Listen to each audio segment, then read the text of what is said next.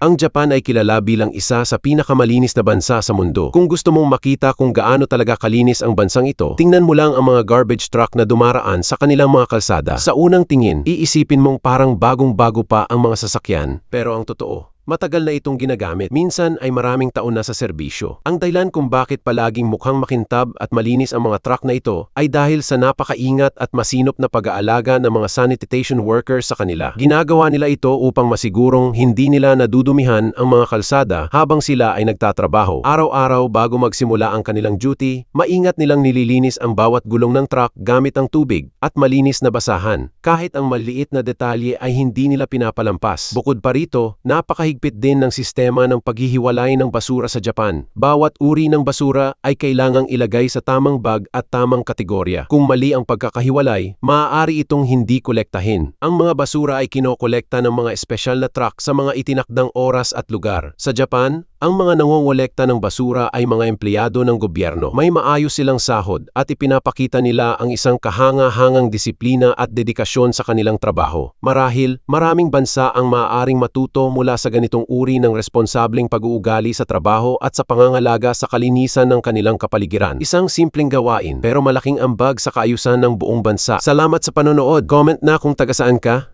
Excited akong malaman kung hanggang saan umabot ang video na to at baka may makilala ka pang kapwa viewers.